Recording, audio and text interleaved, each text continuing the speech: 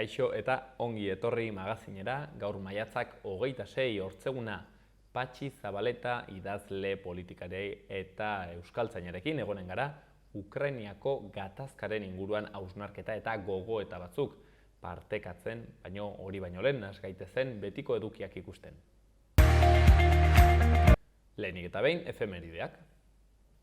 1805 urteko maiatzaren 26an Napoleon Bonaparte Italiako errege koroatu zuten Milango katedralean. Eta 1918an Georgiaren independentzia aldarrikapena egon zen, Errusiatik bereiziz. 1945 urteko maiatzaren 26an Bigarren Mundu Gerraren baitan Tokio hiriaren erdia suntsituta geratu zen aliatuen bombardaketa masiboen eraginez. Eta 1986 urtean Europako erkidegoak Europako bandera urdin eta izarduna onetsi zuen. Ikus ditzagun gaurko lerroburuak.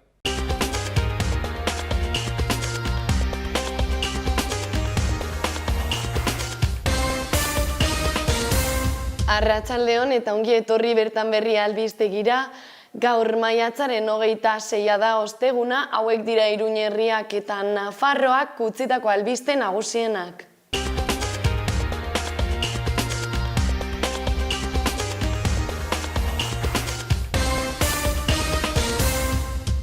Nafarroko gobernuak argi berdea eman dio Elizaren barruan sexu abusuen biktimak aitortzeari. Gobernuak udalez gaindiko plan sektoriala izapidetzeko hasiera onartu du Doneztebe eta Elizondo arteko bide berdea sortzeko.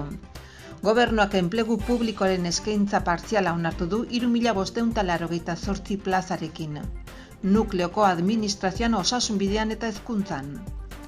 Koronavirusaren beheranzko joera berretsi da kasuen kopuru 30% jaitsi baita. Labek Carlos Jimeno kontseilariaren dimisio eskatu du hezkuntzaren kudeaketa okerraren ondorioz.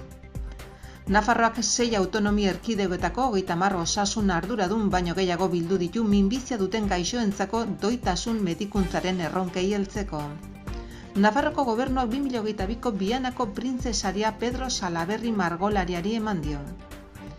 Iruñak 116.000 euro bideratuko ditu laguntza humanitarioko proiektuetarako eta garapenerako sensibilizazio eta hezkuntza proiektuetarako diru laguntzen bi deialdiaren bidez.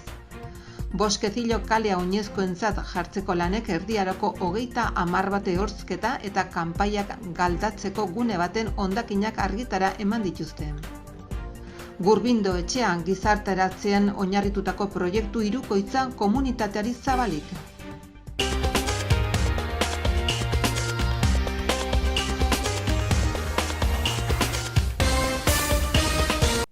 Eta aste honetako agenda orain. Hortzegunean maiatzak 26, ipuin kontalaria Kamixibairekin seietan San Francisco liburutegi publikoan.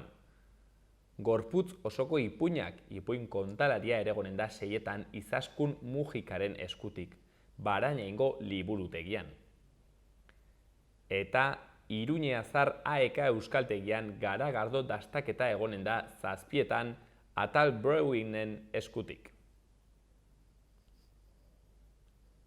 Eta Etxepare Jalgiadi Batura, hitzaldia errezitaldia Xavier Amurizaren eskutik, Linguae Baskonun Primitiae liburuaren arira, Kondestable Zibiboxean 7:30. Hortzirala maiatzak 27, Hotz Alabero irakurri egunero aurrentzako antzerkia egonen da 7 Orkoiengo antzokian. Liburuak irakurriz libertitzen gara, ekimenaren bueltan bilduko da irakurle taldea ere, ostiralean Zaldiko Maldikon. Alberto Barandianen Gurea falangista zen liburua irakurriko dute. Esnatu naiz antzerkia Zizur Nagusiko kulturetxean 8:00. Eta Biba Boi antzerki ikuskizuna egonen da ere hortziralean Dario Fo eta Franka Rameren omenez. 7:30 Zibibox Sanduzelain. Larun batean maiatzak 28, Kui, Pirritx Porrotx eta Marimototxen ikuskizuna 11 laurden gutxitan Zentral Kafe antzokian. Baita ere, Joko Txukun txalaparta jolasak ustun txalaparta taldearen eskutik, 11:30. Larun batean ere, Erreka Mari aurrentzako antzerkia Zibibox Sanduzelain, 6:30. Eta 6. Eusrock jaialdia Noaingo Foruen plazan, Leiotikan, Jinger eta gonbidatuak, larun batean 7:30 aurrera. Eta ziklo berdinean, Txontxongilo Tailerra 6:30 Sanduzaiko Zibiboxean. Ikus ditzagun gaurko egunkarien azalak. Diario de Notiziasek honako nabarmendu du lerroburu nagusian. Gasteizko konexioak indarra hartzen du HTaren eta Euskal Y-aren arteko lotura alternatiba gisa. Garraio ministerioak ibilbide honen aldekoa da Ezkiokoaren aurrean. 3 aldiz gutxiago kostatuko litzateke, 704 milioi zehazki, eta tunel kilometro gutxiago izango lituzke. Gobernu zentrala Nafarroarekin eta EAErekin bilduko da obrari berriro ekiteko. Argazkian, Ezkurdia eta Laso ageri dira buruz buruko partidako pilotak gordeko dituen kaxa erakusten. Izenburuan, atzera kontaketa finalarentzat. Eta bertze albiste batzuetan, COVID bidezko ospitaleratuak 100 baino gehiago dira berriz ere. Prezioek eta hornidurarik ezak industria kaltetzen jarraituko dute. Eta azken albistean, Hezkuntza sailak 114 soldata igoera proposatu die hezitzaileei. Eta Diario de Navarraren lerroburuan, eraso informatikoak jarduera eta arreta kolapsatu ditu Nafarroako udaletan. Arazoak daude izena ematearekin, fakturak ordaintzearekin edo aurrekontuak jasotzearekin. Argazkian berriz, Texaseko Rob eskolako sarreran zenbait gizonek elkar besarkatzen dute, eta izenburuan klase oso bat eraila. Ubaldeko hilketek hildako 19 haur eta 2 irakaslerekin armen inguruko eztabaida berpiztu du Estatu Batuetan. Eta beste albiste batzuetan, Nafarroak 1500 plaza galduko ditu erresidentzien modelo berriarekin. Gara egunkariko lerroburuan, Pablo González beste 3 hilabeteko espetxe zigorrarekin zigortzen dute. Azaltzen denez, Poloniako auzitegiak abuztura arte luzatu du Euskal kazetariaren behin-behineko espetxealdia. Eskaera fiskala aintzat hartuta akusazioa justifikatu gabe eta dokumentazioa abokatuei eman gabe. Argazkian berriz, ama bat eta alaba besarkatuak, eta izenburuan beste sarraski bat Texasen, ohiko errituala. Eta bertze berri batean, Xistor Aranburu libre geratu da 31 urte preso egon ondotik. Berriako lerroburuan honakoa adierazi dute. 8 elkarrizketetatik bat egiten da euskaraz kalean. Azaltzen denez, soziolinguistika klusterrak iazko karrikako neurketaren emaitzak eman ditu. Erabilerak ez du gogoraberarik izan 2016tik eta eten eginda 2011tik erakutsi duen beheranzko joera. Handitu eginda Araban, Bizkaian eta Lapurdin, jaitsi berriz beste herrialdeetan. Eta azpiko argazki batean, Rob eskolako sarrera eta izenburuan Samina eta Nekea AEB-etan. Joe Biden presidenteak armen lobiari aurre egiteko beharra adierazi du. Eta beste berri batean, Osakidetzak Tximino Baztangaren 2 kasu baieztatu ditu Araban. Azkenik, Euskal Herria Irratia. 03 plataformak dio gobernuaren soldata igoera proposamenak ez duela aski bermerik. Gaurko batzarrean erabakiko dute grebarekin segituko duten ala ez. Eta beste albiste batean, teletaxiko langilek greba eginen dute ekainaren 14an. Azkenik, Xabier Amurizaren hitzaldi errezitaldia gaur Iruñan.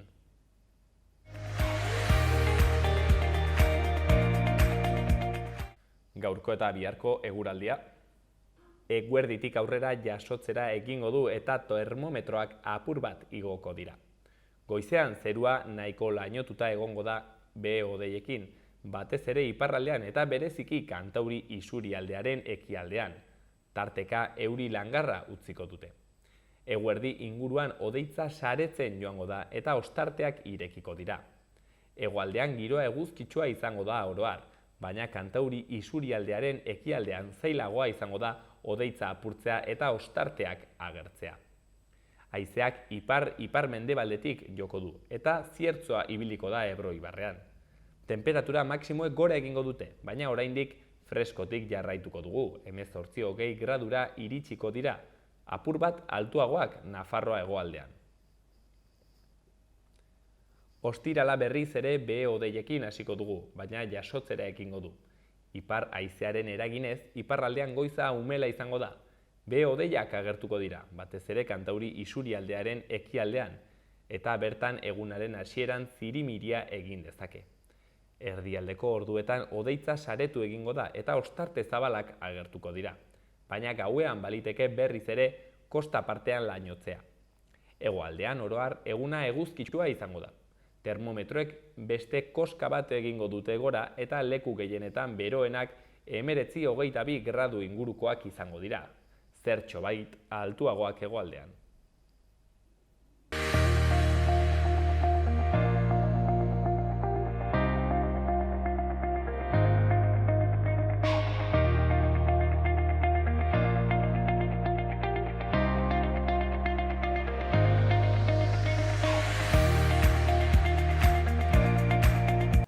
Bueno, eta gaur arratsaldean Patxi Zabaletarekin gaude, arratsaldeon Patxi. Arratsaldean zui ere, zelogari. Gizon aski ezaguna, ez du aurkezpena handirik behar, politikaria, ibilbide luzekoa, idazlea baita ere, orain kontatzen zigun nahi zuzen ere, Amaiurko liburuxka bat argitaratuko duzula, hemendik gutxira, edo behintzat ez? Navarralden egin dut ekarpen bilduma bata orain dela 22 urte, 2000 urtean, Nafarroak bere ekialdea, Arabaren zatirik gehiena, Errioxako zatitxo bat ere bai, Gipuzkoa osoa, eta Durangaldea kendu zitzaizkionean, gerra baten ondorioz, horreri buruz egin nuen 11 artikuloko bildumatxo bat bezala, eta hori gaurkotu dut. Asiskoren zerak ditu, gainera marrazkiak ditu, Asiskor Menetaren marrazkiak, eta mantendu ditugu. Gero 2012 urtean, Nafarroako konkistaren 500. Urtea bete zenean, orduan ere egin nuen beste bildumatxo bat, beste artikulu bildumatxo bat, konkistaren izaerari buruzko eztabaida horretan, eta titulua du 10 karguko testiguak. Karguko testigua deitzen zaie, alegia zama berezia duten testiguei. Nik aukeratu nituen 5 alde batekoak eta 5 bestekoak. 5 esate baterako gaztelaren alde edo Beaumontestarren alde zeudenak, haien artean bat bada aski berezia, Beñat Etxepare, euskarazko lehendabiziko liburua argitaratu zuena, hori izan duzen Beaumontestarren aldekoa. Eta oso historia bitxia da, gero beste modu batera ere jokatu zuen, baina horrela da. Eta bilduma horietaz gainera gero gogoetatxo bat, eta hori dena Navarraldek argitaratuko du, eta hori zen atzo bukatu nuena, horregatik ateratuz gaia.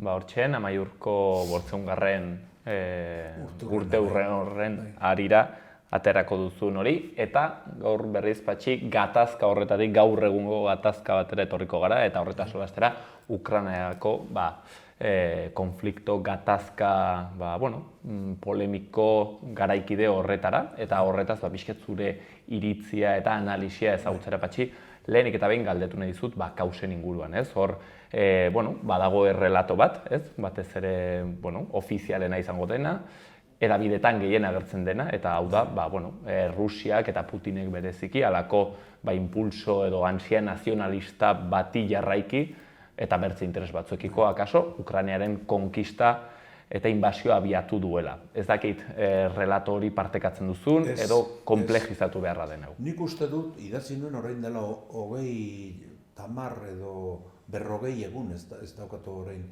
gogoan artikulu bat, eta hasten zen bakezaletasuna eta Ukrainako gerrari buruz. Nik uste dut luzarora, seguru aski, igarle keriak egitea ez da beti asmatzeko bidea izaten, baina nik uste dut behar bada militarki gerra hau Errusiak irabaziko duela. Eta ekonomikoki irabazten ari da dagoeneko. Eta sozialki ere eta politikoki badaude arrazoiak alde batera eta bestera. Baina guk hiritar europarrak geran einean, euskaldunok europar hiritarrak gara, hori errepikatu beharko genuke behin eta berriro, aztertu behar dugu zer dagokion Europaren etorkizunari, eta ondorioz, Mendebalde osoaren eta mundu osoaren etorkizunari gerra honekin. Eta lehendabizi esan behar dena da, Ukrainan garatzen edo egikaritzen edo egiten ari den gerra hori guri badagokigu, afektatzen gaitu. Afektatzen gaitu ez horrek bakarrik, baita ere garai bateko Jugoslavia zenaren baitan izan duzen gerrak afektatzen edo eragiten digun bezala, eta Libiakoak eragiten digun bezala. Beraz, guri dagokigun gerra bat da, eta gerra horretaz gogoeta egin eta hitz egin beharra dago. Bigarren gauza da, Putinek eta Errusiak galdu lezaketen gerra ez da OTANen kontra, ez da OTANen kontra, da bakezaletasunaren kontra, pazifismoaren kontra. Eta nik hor kokatu nahi dut, hor kokatzen naiz. Bakezaletasunaren alde, beraz, Errusiaren erasoa ez dut justifikatzen, baina askoz gutxiago OTANen jarrera. Euskal Herriak, Nafarroa barne, hegoaldeko Euskal Herriak, bai gaur egun,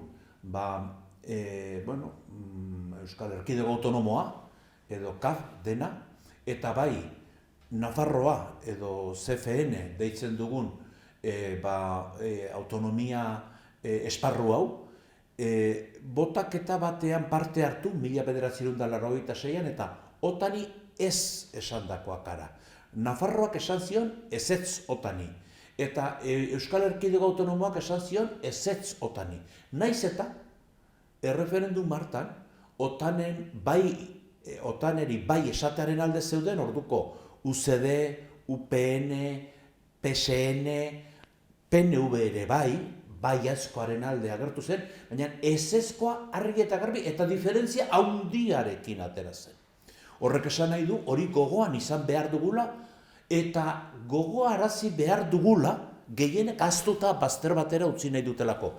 Euskal Herriak NATOri, OTANi esan zion ezetz, erreferendum batean. Eta zergatik esan zion ezetz? OTAN delako instrumentu bat bakegintzarako ez duena balio izan orain arteko gerretan, eta orain ere ez duena balio. Eta zergatik esaten dugu hori?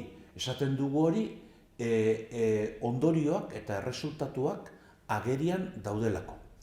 Esan dezagun orain eztabaida zehatz bat, Finlandia eta Suezia egiten ari diren urratsak.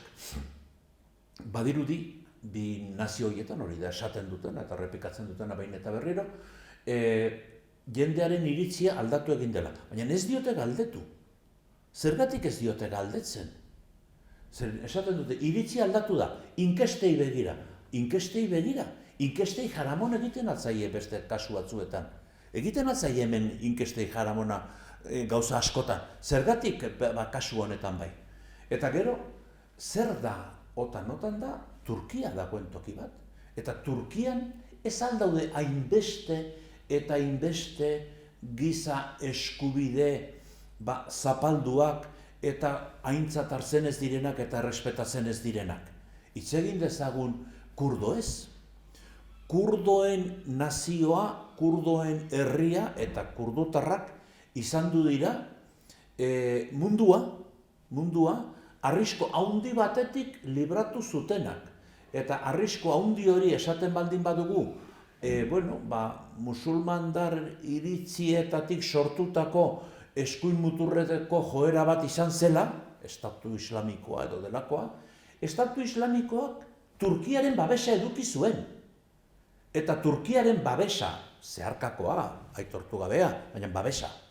Eta Turkiaren babesa eguki ondoren, kurdoei esker, Mendebalde osoa eta mundu osoa, Estatu Islamikoaren arriskuari urrutiratu egin zuen. Eta eskertu altzaie kurdutarrei hor egindakoa, eta hor sufritutakoa eta nozitutakoa. Ez zaie eskertu, aitzitik eta alrebes. Esaten ari direna da, Sueziak eta Finlandiak beren jarrera, kurdoi buruz aldatu beharko dutela, OTANen sartzekotan. Eta kurdu guztiak, EPPK-tik hasita, partidu horretatik hasita, baina beste guztiak ere, jo behar direla terroristatzat. Gauza hori ezin da ontzat hartu. Ikusi behar da, zenbat eta zenbat aldiz, eta zenbat sententziatan, bake epaitegiak zigortu duen Turkia, eta Turkiak ez dio men egin. Eta orduan aurkitzen gera OTAN edo NATO bezalako egitura batek baldintzatu duela Ukrainako gerra. Ni indarkeriaren kontra jarri ezkero, erasotzailearen kontra jarri behar naiz, eta nola erasoan bi aldeak erasotzen dute, baina ikusi beharko da ere Donbasen zer egin duten eta ez duten egin Ukrainiako gobernuak eta baina eraso handiagoa ematen du, egiten duela Errusiak, eta eraso horren kontra nago. Eta sufritzen dutenen alde. Baina hori esan da ondoren, bakezaletasunaren alde, eta ondorioz NATOren kontra, OTANen kontra. OTANek eta NATOk zer egingo dute? Bakarrik Ipar Ameriketaren agintea gotortu, indartu eta tinkotu. Hori da egingo dutena, ez besterik. Eta horrekin armamentuetan gastatuko den dirutzak gehituko dira, ugarituko dira eta haundituko dira.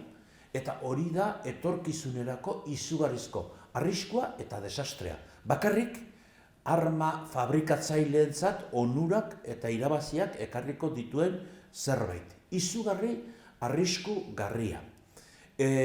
Gogoan izan behar da, Ukrainako estatuak berak izugarrizko erasoak egin dizkiola askatasunari eta demokraziari. Orain, Polonian ari gere ikusten, hemengo nazionalitatea edo herritartasuna daukan periodista batekin. Baina Ukrainak legez kanpo utzi ditu hainbat alderdi eta haien artean, esate baterako, Ukrainako alderdi sozialista. Ukrainako alderdi sozialista. Eta hori gertatu zen egunetan joan zen Sánchez Ukrainara eta ez zuen ezer esan.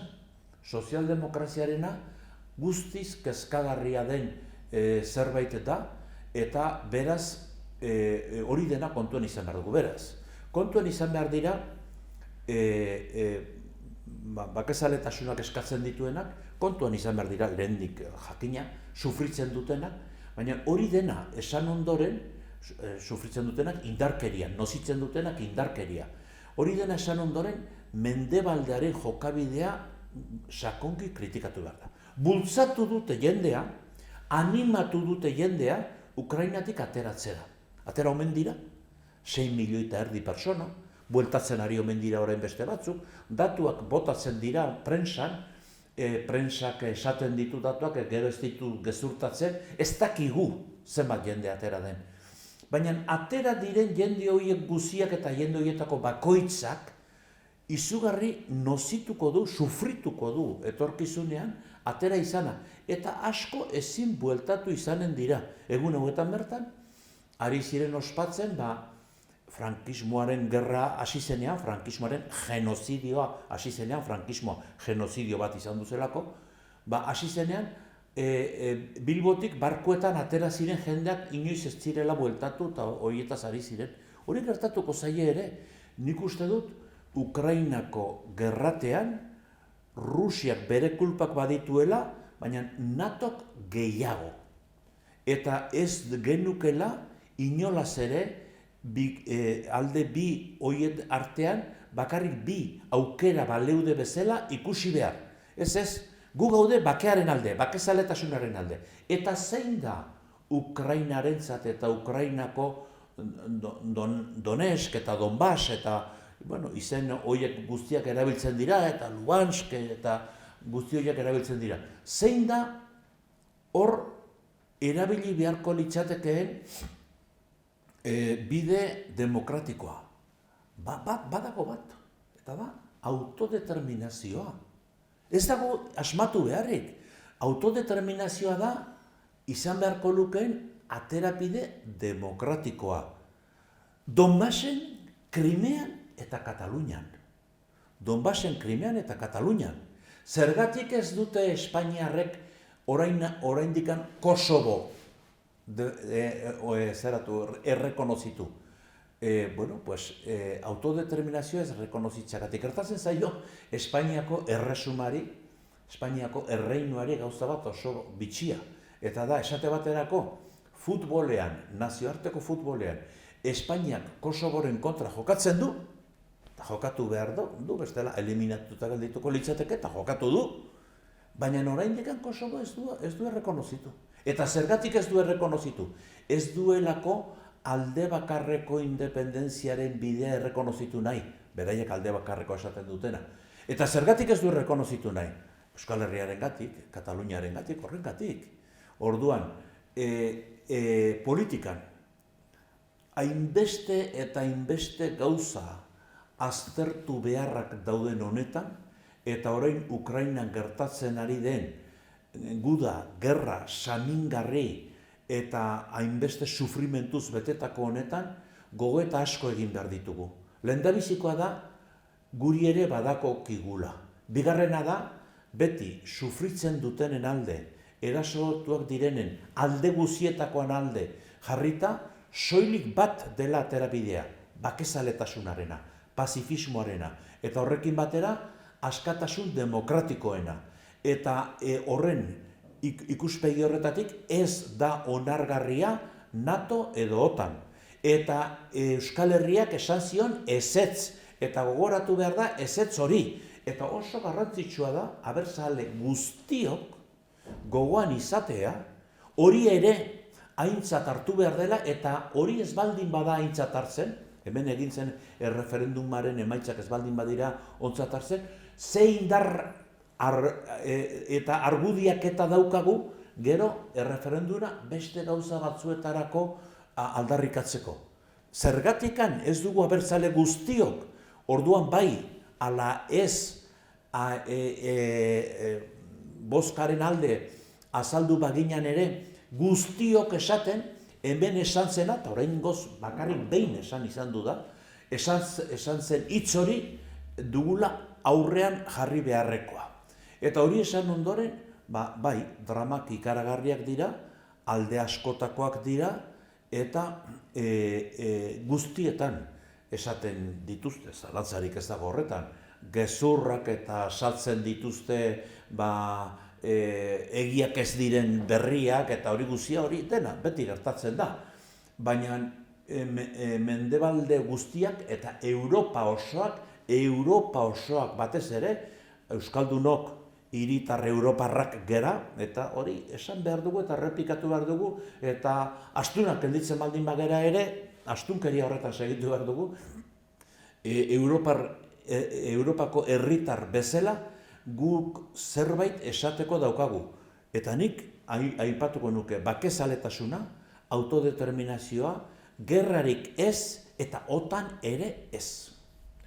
Patxi, guzti hau, galdetu nahi dizut, nola zehazten da, nola konkretatzen da orain, izan ere bakezaletasun hori, oso zaila da. NATO hori ez, zertan gelditzen da ez? Erran nahi dut, momentu honetan, gerrate egoera batean dagolako, zer da orain autodeterminazioa, ze pauso eman daitezke, ezta? Erran nahi dut, honek agian gerra aurretik ez, eta agian han egin behar zen lana, eta orain gutxi dago egiteko. hor zentzua zuen, orain agian ez hainbeste. Oso zaila da. Gauzak beti nahasi egiten dira, denbora behar da, eta nik uste dut behar bada hemen ere, gure gatazka, indarkeriaren gatazka luzean, etaren kasuko gatazkan alegia, hainbestetan esan izan genuen bezala, lehendabizikoa da borroka ideologikoa. Hortan da saiatu beharrekoa. Nik esan ditut gauza hauek, idatziak ere baditut, idatzi nituen orain dela, hilabete batzuk izanen dira, bi hilabete lehenago esan dut 40 egun, baina gerraren hasiera zen. Baina behar bada errepikatzen segitu beharra daukagu, eta nahita ez aztertu beharra daukagu. Ez gara bakarrak, gaur bertan irakurtzen nuen beste artikulu bat, eta aipatzen zuen Noam Chomsky, Ipar Amerikarra, eta aipatzen zituen ere beste batzuk, eta egunero ari gara gure ahotsa ez da entzuten oraingoz, beste ahots asko entzuten direnaina, eta askotan bakarrik entzuten dituzu halako erasotzen bazaituzte militarki, nola ez duzu militarki erantzungo? Baina hori da izugarrizko trampa handi bat, zeren eta zer ari dira lortzen animatuz Zelenskiren posturak eta animatuz Ukrainarrak borroka daitezen.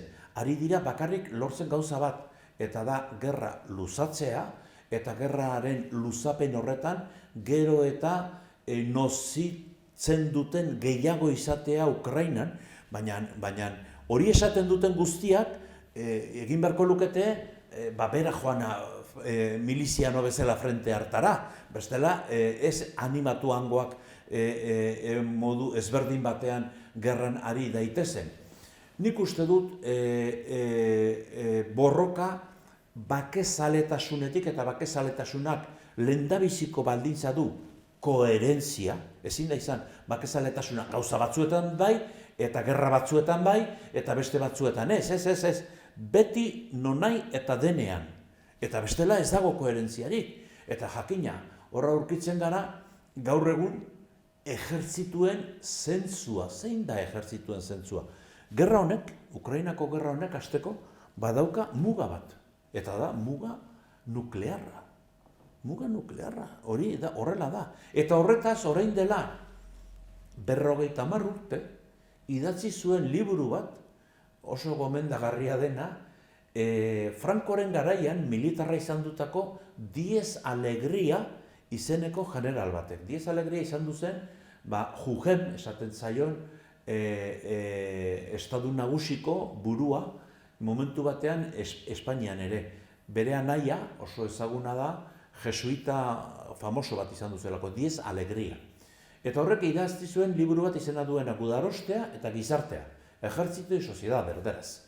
Eta Gudarostea eta Gizartea liburu horretan aztertzen du zer egin lezaken gudaroste batek, ejertzitu batek, edozein ejertzituk, gerrate nuklear batean, alegia, bomba atomikak erabiltzen diren gerrate batean. Eta general hori, general espainola, Espainiako ejertzituko burua izandakoa, iristen da ondorio batera. Ejertzitu batek, hipotesi horretan, egin dezaken gauza, bakarra da desagertu. Ez du balio, ejertzituak ez du balio. Nik uste dut horretatik hasi behar garela pentsatzen gaur egun, zeren eta ez da bakarrik gizateriak, humanitateak, bere buruaz beste egin dezakeela, baizikan badakiela bere buruaz beste egin dezakeela, eta gainera, horretaz gainera, gero eta hilgarriagoak edo hilkorragoak diren arrisku horietan giltza eta agintea hirugarren mailako pertsona ez gomendagarrietan dagoela. Zeinek dauka bomba atomiken giltza? Zeinek eduki du Ipar Amerikako bomba atomiken giltza azkeneko 4 urteetan? Ez daukagu gogoan ze desorekatua eta desekilibratua zen Ipar Ameriketako lehengo presidentea? oraingoa ere ez da oso gomendagarria, baina, eta iparraldeko Koreakoa, eta beste inbeste, eta orain Bretaña hundian ikusten ari den bezala Johnson jaunak egiten dituen gauzak egiten noren eskuetan dago gizateriaren etorkizuna. Hori dena pentsatu eta ondoren, badakigu, horretaz ondorio gutxi atera daitekela, praktikan, ejerzituen inguruko industriak eta irabazpenak eta dirutzak eta negozioak eta salmentak eta guztiak horiek izugarrizko kopuruak mugitzen dituztelako eta gainera beste irabazpen asko balditzatzen dituztelako. Ez da bakarrik armak eta horiek balio duten, baizikan armak eta horien bitartez, garia eta esnea eta jangarriak baldintzatzen direlako nazioarteko salmentatan. Orduan, guzti horien aurrean, zalantzarik gabe bakezaletasunak erantzun batzuk eman behar ditu, eta erantzun horietan ez da erraza askotan sortzen diren zalantza eta sortzen diren ezjakintasun guztiei aterapideak edo erantzunak edukitzea. Baina hala ere, gurea den gerrate honetan, nahita nahiez arduratu beharra daukagu, gurea delako. Hortxen, gerrate nuklear horren inguruko hausnarketa horrekin itxiko dugu, izan ere, Errusia munduan arma nuklear gehienetakoa dituen herrialde bat da, The New York Timesen ere orain gero eta gehiago ari dira solasean balizko gerra nuklear baten inguruan, aspaldikoak ziren eztabaida horiek gero eta gaurkotuagoak daudela badirudi, eta hortzen utziko dugu, Patxi Zabaleta, zure bakezaletasunaren aldeko dei horrekin, mil esker gurean egoteagatik. Gogo eta bat besterik ez da, baina egin dezagun denok bakoitzak berea. Eskerrik asko.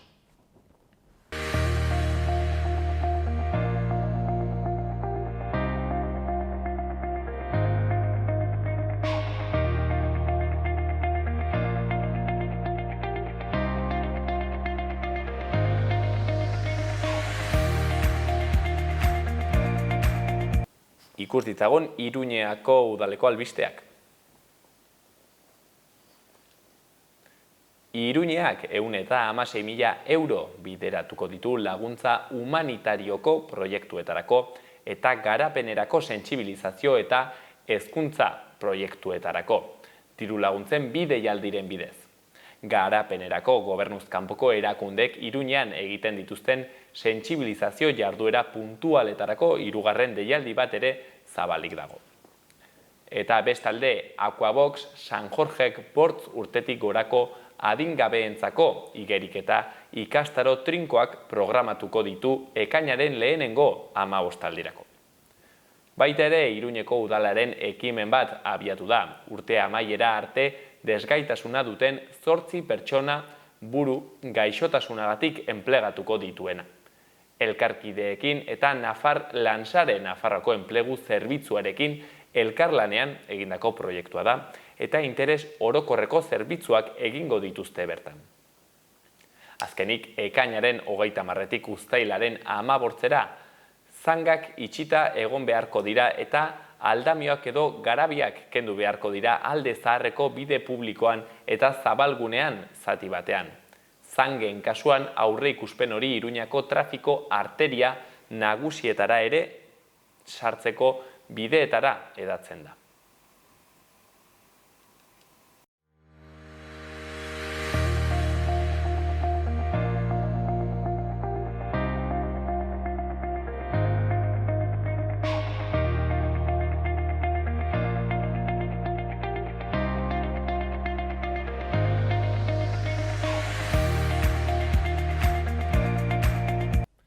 Eta honekin bukatu dugu gaurkoz magazinean, hortzegun honetan, bihar hortziralean ere hemen izango gaituzue. Gobierno de Navarra. Nafarroako gobernua.